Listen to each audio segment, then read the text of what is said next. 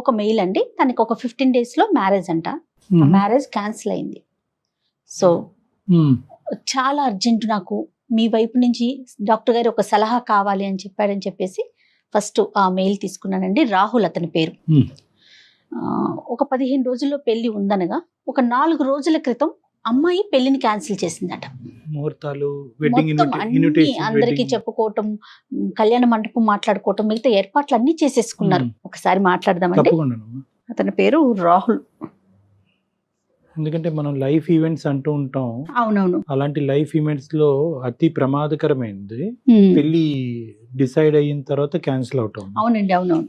2 కుటుంబాలని కంప్లీట్ గా.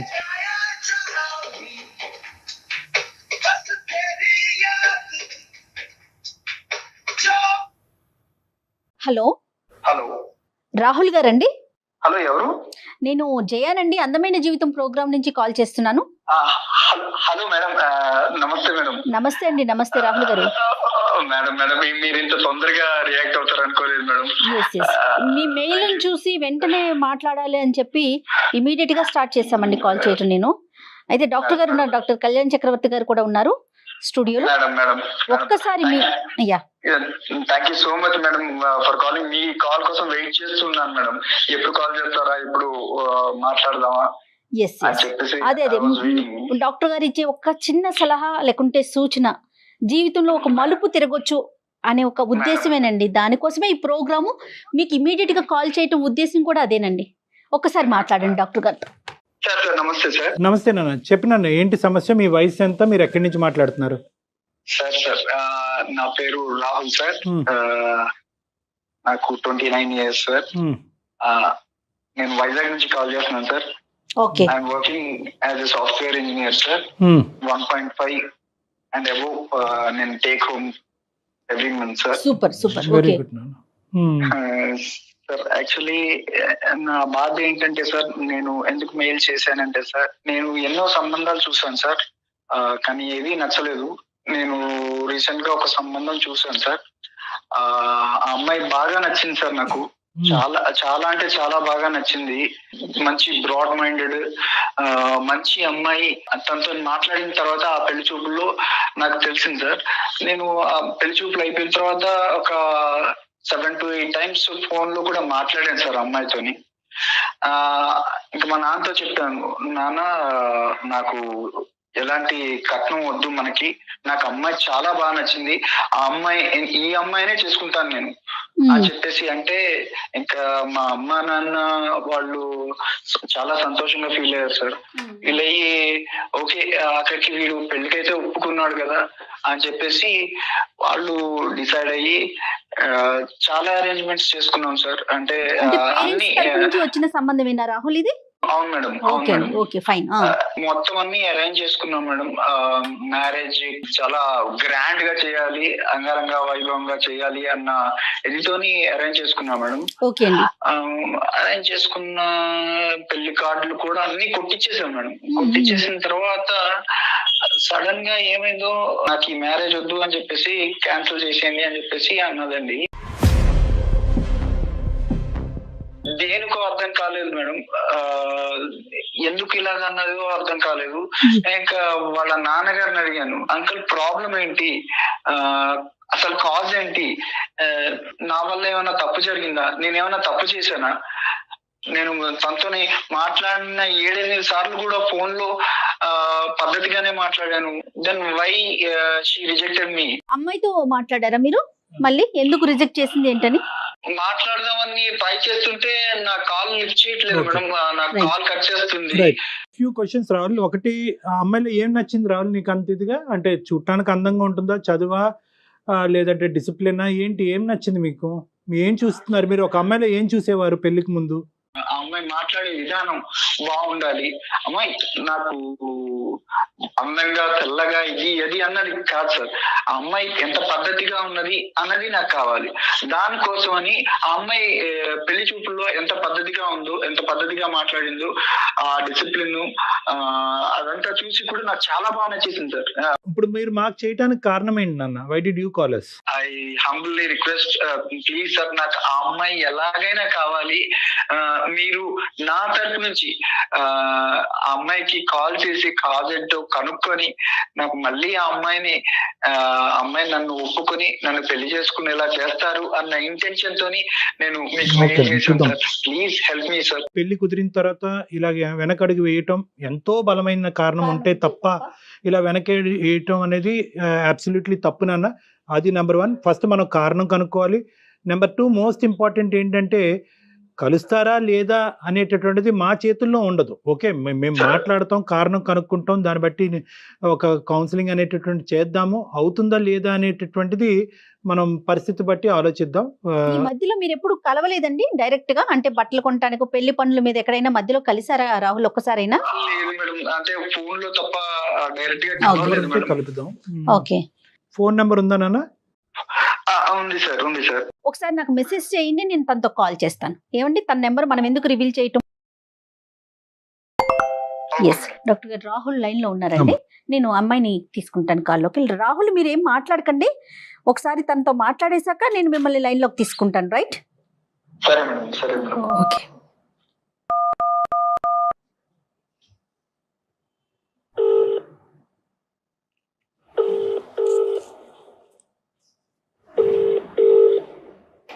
Hello hello, hello నేను సుమన్ టీవీ నుంచి మాట్లాడుతున్నానండి, అందమైన జీవితం ప్రోగ్రామ్ నుంచి.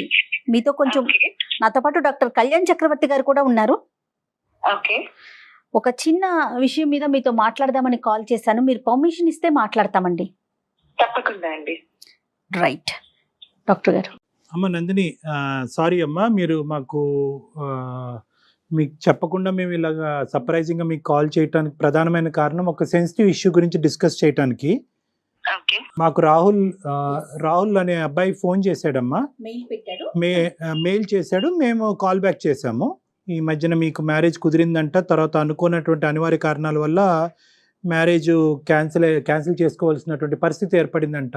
ప్రధానంగా కారణం తెలుసుకోవాలని అనుకుంటున్నాడు. పెద్దలను అడిగినా కూడా కారణం తెలియనటువంటి కారణం, అప్పటి వరకు మాట్లాడినటువంటి అమ్మాయి ఎందుకు ఇలాగా యూటర్న్ తీసుకుంది అనేది తెలుసుకోవాలని అనుకుంటున్నాడు. ఒక్కసారి మనం రాహుల్కి ఫోన్ కలుపుదాం అమ్మా, ఇఫ్ యూ డోంట్ మైండ్. ఒక విషయానికి దానికి తగినట్టుగా దానికి మంచో చెడో ఒక కారణం చెప్తే తెలిసిపోతే అవతల వ్యక్తులు కూడా కొంత కూల్ గా ఉంటారేమో అని అనిపించింది నందిని గారు. ఓకే. మీరేమంటారు చెప్పండి, పూర్తిగా మీదే నిర్ణయం అండి. నేను అతనితో మాట్లాడే ముందు కాసేపు మీతో మాట్లాడచ్చా అండి? డెఫినెట్లీ చెప్పండి. యా, అతను పెళ్లి చూపులకి రావటం, నాతో మాట్లాడటం అంతా జరిగిందండి. ఓకే. బట్ ఈ ప్రాసెస్ లో పెళ్లి చూపులు జరుగుతున్న ఒక ఆడపిల్ల తన ఇంటికి వస్తున్న ఒక అబ్బాయి గురించి ఏ మాత్రం నాలెడ్జ్ ఉండదు. ఒక ఆడపిల్ల ఏం ఆశిస్తుందండి, తన కాబోయే భర్త ఒక మంచివాడు అయి ఉండాలి, ఒక మంచి సంస్కారవంతుడు అయి ఉండాలి.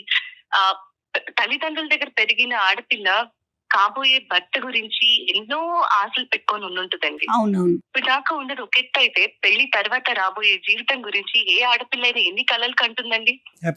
నా తల్లిదండ్రులు ఒక సంబంధం తీసుకొచ్చి, అమ్మ ఒక అబ్బాయి వస్తున్నాడు, నేను చూడటానికి వస్తాడు అని చెప్పినప్పుడు చాలా సంతోషంగా ఎన్నో ఆశలతోటి వచ్చానండి. నేను కూడా యాక్సెప్ట్ చేశాను అబ్బాయిని. వచ్చాడు, నాతో మాట్లాడాడండి. ఈ మాట్లాడే కాన్వర్సేషన్ లో నన్ను మన ఇద్దరం పర్సనల్ గా మాట్లాడుకుందాము అన్నాడు. అన్నప్పుడు తప్పకుండా అన్నాను.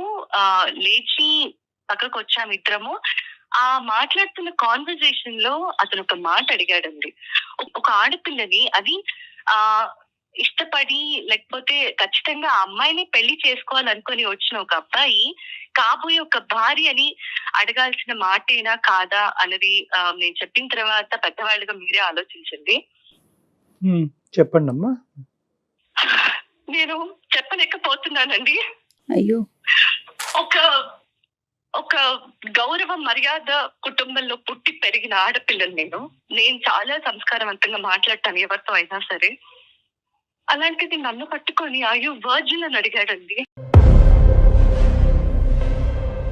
ఒక భర్తగా అతను నా ఇంటికి వచ్చినప్పుడు అతన్నే నేను పెళ్లి చేసుకోబోతున్నాను అని నేను మనసులో ఫిక్స్ అయిన తర్వాత ఆయు వర్జిన్ అని అడిగిన ఆ ప్రశ్నకి ఒక ఆడపిల్ల ఎలా రియాక్ట్ అవ్వాలండి?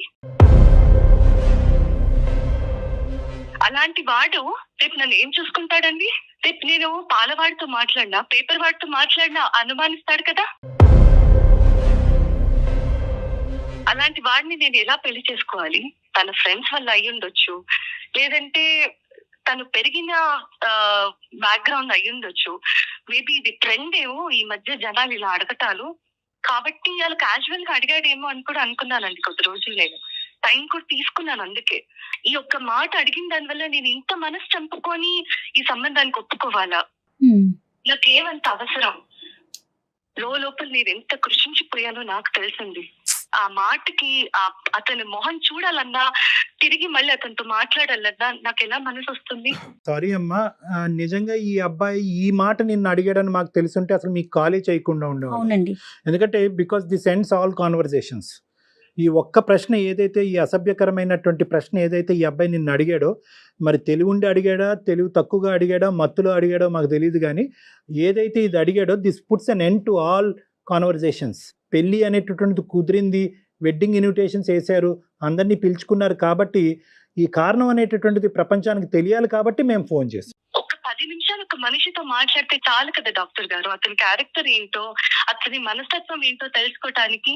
కాదమ్మా నందిని, సహజంగా ఏంటంటే ఇలాంటి సినారియోస్లో అబ్బాయిలు అమ్మాయిలను కొన్ని ప్రశ్నలు అడుగుతారు, అమ్మాయిలు అబ్బాయిలను కూడా ప్రశ్నలు అడుగుతారు. అవతల వాళ్ళ సెన్సిటివిటీస్ అర్థం చేసుకుని నీ లైఫ్లో ఎవరైనా ఉన్నారా అనేటటువంటిది ఒక ప్రశ్న అడుగుతారు. నెంబర్ 2, ఆ లైఫ్లో ఉండేటటువంటి వ్యక్తి ఎలా వెళ్ళిపోయారు అనేది అడుగుతారు. డైరెక్ట్గా ఈ ఫిజికల్ ఇంటిమసీకి సంబంధించినటువంటి ఒక అంశాన్ని, చాలా సెన్సిటివ్ అంశం ఒక ఆడపిల్లకి, ఆ అంశం ముట్టుకునేటప్పటికి మీకు చాలా మనసు చాలా హర్టింగ్ అనిపించింది, మనసు విరిగిపోయింది. నందిని, మీరు అనుమతిస్తే ఒక్కసారి రాహుల్ని లైన్లోకి తీసుకుందాం నందిని.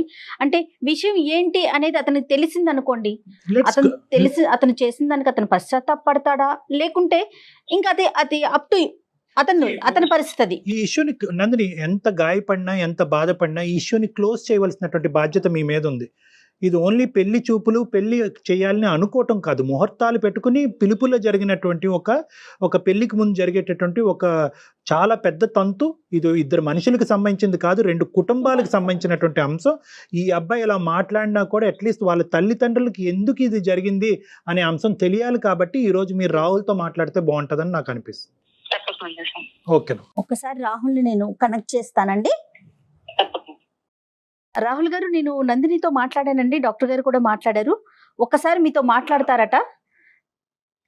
దయచేసి ఇష్యూని పెంచుకోవద్దండి, ఒకసారి ఆవిడ ఏం చెప్తున్నారో వినండి.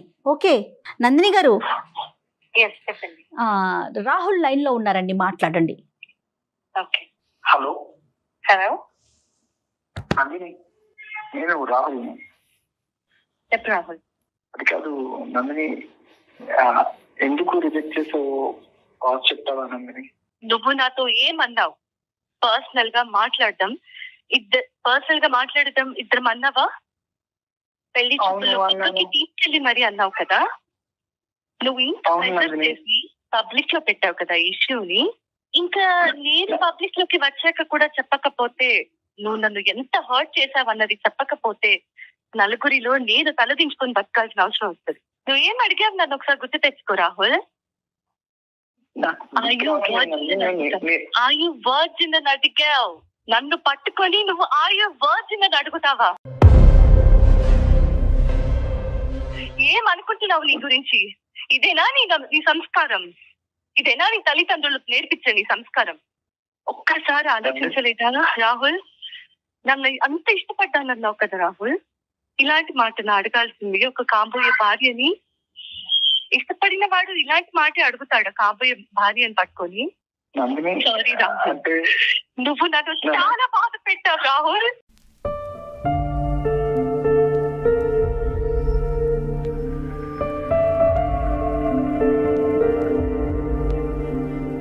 నేను ఎంతో పెయిన్ తీసుకున్నాను రాహుల్. నేను ఎప్పటికీ క్షమించుకోలేను. నేను ఈ మాట నీతో మాట్లాడుతున్నా. నాకు నీతో మాట్లాడటం ఇష్టం లేకపోయినా బయట పెట్టాల్సిన అవసరం వచ్చింది కాబట్టి ఇక మీదటైనా ఇంకొకరితో మాట్లాడే ముందు కనీసం ఆలోచించి మాట్లాడతావని మాత్రమే చెప్తున్నాను రాహుల్. నందిని నేను నేను కావాలని అడగలేదు నందిని, అదేదో బై మిస్టేక్ గా ఎక్స్ట్రీమ్లీ సారీ నందిని. రాహుల్ ఒక్కటే ఆలోచించుకో, అది ఆడపిల్ల అయినా మగపిల్లాడైనా సరే, ఒక మనిషితో మాట్లాడేటప్పుడు అది ఫ్రెండ్ అవ్వని, భార్య అవ్వని, తల్లి అవ్వని, చెల్లెలు అవ్వని, ఒక ఆడపిల్లతో మాట్లాడే ముందు నోట్లోంచి ఒక్కో పదం బయటకు వచ్చేటప్పుడు 1కి 10 సార్లు ఆలోచించి మాట్లాడాలి రాహుల్. నువ్వు నన్ను ఇష్టపడ్డానంటే నా ఇంటికి నా తల్లిదండ్రులు నీ ఫ్యామిలీ అందరినీ పెళ్లి చూపులకి పిలిచారు. నీ గురించి, నీ పేరెంట్స్ గురించి నాకు చెప్పి ఈ పెళ్లి చూపులు జరుగుతున్నాయి అని నన్ను కూర్చోపెట్టినప్పుడు ఒక ఆడపిల్లగా నా కాబోయే భర్తను నేను చూసుకుంటున్నానని ఎంతో ఆశతో నేను వచ్చి కూర్చుంటే పక్కకు పిలిచి అయ్యో వర్జిన్ అని అడుగుతావా? నన్ను చెక్ చేస్తావా నువ్వు? నన్ను అనుమానిస్తున్నావా నువ్వు? గ్రేట్ రాహుల్. ఇదే పని, ఇదే ప్రశ్న నేను నిన్ను అడుగున్నా, లేదా నేనే నిన్ను టెస్ట్ చేసుకోమని చెప్పుంటే నువ్వు మొహం ఎక్కడ పెట్టుకునేవాడి రాహుల్?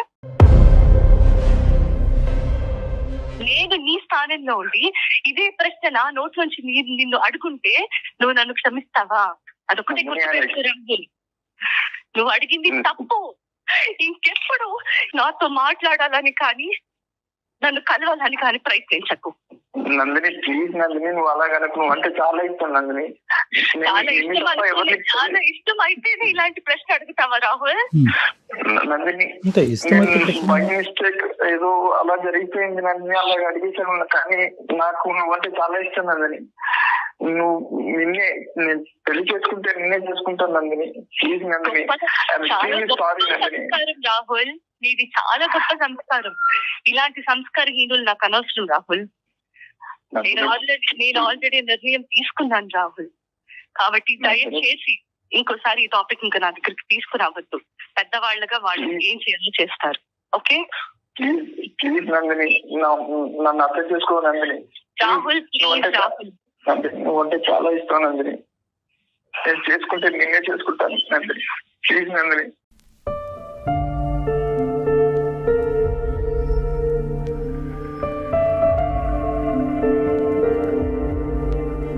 నందిని మాట్లాడు నందిని. Sorry doctor, emotional. నా వల్ల తప్పు జరిగిపోయిందండి. అంటే నేనేదో బై మిస్టేక్, నేను కావాలని నందిని నేను అనుమానం పడలేదు, లేకపోతే నన్ను అలా అడగాలని అడగలేదు. బై మిస్టేక్ గా వచ్చేసింది. కానీ నేను చేసిన తప్పే డాక్టర్ గారు. కానీ పెళ్ళంటే చేసుకుంటే నందిని నేను చేసుకుంటాను డాక్టర్ గారు. పోష్ కల్చర్ని ఎక్కడెక్కడ పెట్టుకోవాలో అక్కడ పెట్టుకోవట్లేదు. అనవసరమైన ప్లేసెస్లో ఆ కల్చర్ని మనం అడాప్ట్ చేసేసుకోవటం అసలు మన కల్చర్ అండి ఇలా మాట్లాడటం అనేది. రాహుల్, ఇప్పుడు ఏదో చేసేసేయండి, ఆ అమ్మాయిని నన్ను కలిపేయండి, this is not the issue ఇక్కడ. రాహుల్, ఒక మాట అనే ముందు మీ మదర్తో కానీ మీ సిస్టర్తో కానీ ఎంత పద్ధతిగా మాట్లాడతావో అదే పద్ధతితో కాబోయేటటువంటి భార్యని తన సెన్సిటివిటీస్ ఆలోచించి మాట్లాడటం అనేది చాలా important.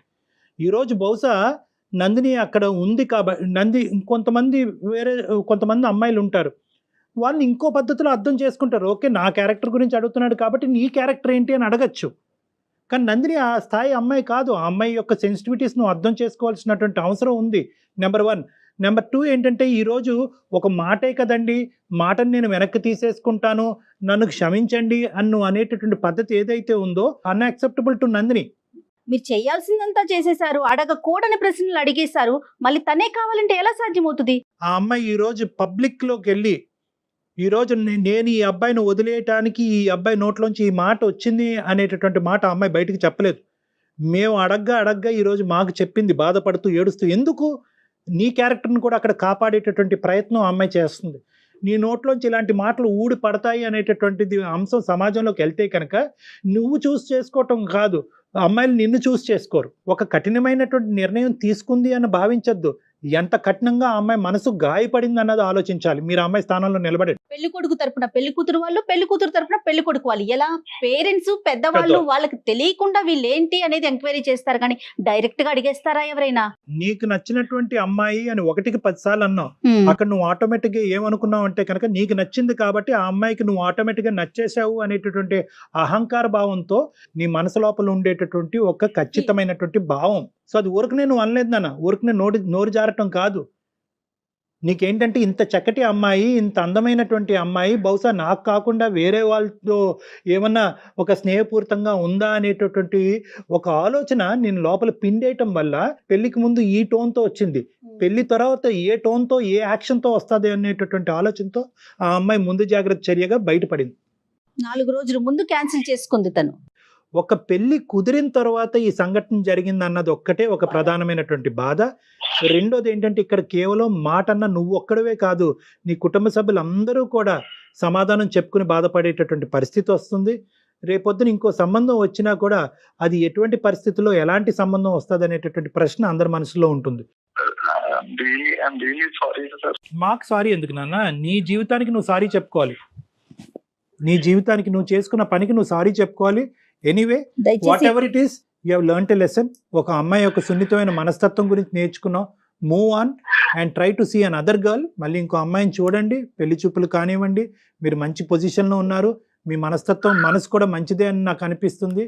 You go ahead and try to see for better alliances నాన్న.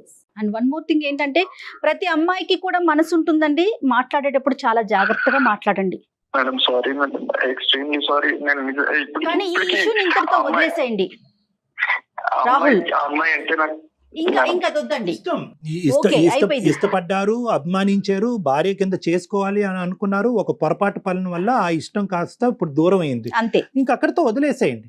ఇంకా నాకు ఇష్టం, ఇందాక అమ్మాయి ఒక వార్నింగ్ ఇచ్చింది మీకు, ఇంక ఇక్కడితో వదిలేసాయి. నాకు కమ్యూనికేట్ చేయటం కానీ, సంప్రదించటం కానీ, నెగోషియేట్ చేయటం కానీ చెయ్యొద్దు. ఆ మాటకి నా మనసు గాయపడింది, దీన్ని ఇక్కడితో వదిలేసాయి అని చెప్పింది కాబట్టి అట్లీస్ట్ ఈ మాట కన్నా ఆ అమ్మాయి గౌరవం ఇవ్వండి, రెస్పెక్ట్ ఇవ్వండి. Sir I am seriously apologise sir. Okay ఈ ఇష్యూ ఇంతటితో వదిలేసేయండి Rahul. Okay, console yourself Rahul, console yourself. మిమ్మల్ని మీరు కంట్రోల్ చేసుకోండి, మూవ్ ఫార్వర్డ్ ఇన్ లైఫ్. ఇలాంటి సంఘటనలు జరుగుతూనే ఉంటాయి జీవితంలో. మళ్ళీ బెటర్ అవకాశాలు, బెటర్ ఆపర్చునిటీస్ రావాలి అని కోరుకోవాలి. వచ్చినప్పుడు మాత్రం కొద్ది జాగ్రత్తగా వ్యవహరించాలన్నది మాత్రం గుర్తుపెట్టుకోండి. రైట్ రాహుల్. నందిని ఉన్నారా మీరు లైన్ లో? తను కట్ చేసేసింది, తనకి ఇంకా మాట్లాడటం ప్రొలాంగ్ చేయడం నచ్చట్లేదు. రూల్ అవుట్ అయిపోయింది. ఆ విషయం మన అమ్మాయిని కూడా రిక్వెస్ట్ చేయకూడదు, కన్విన్స్ చేయాలని ట్రై చేయకూడదు. అది మన ఇది కాదు. ఎందుకంటే ఇంకోటి ఏదో జరిగి హర్ట్ అవుతే అది వేరే విషయం. ఏదో కట్న కానుకలో పెళ్లి చేసేటటువంటి విధానాలు, పద్ధతుల గురించి అంటే అది వేరే విషయం. నీ క్యారెక్టర్ లో ప్యూరిటీ ఉందా అని ఒక అడిగేటప్పటికి ఇంకా దానికి మించినటువంటి అస్సలు లేదండి. మంచి నిర్ణయం తీసుకుందనే అనుకోవాలేమో నిజం చెప్పాలి అంటే. రైట్, ఇతను కూడా ఆలోచనలో పడినట్లుగా అనిపిస్తుంది. రైట్ అండి, థ్యాంక్ యూ అండి, నమస్తే.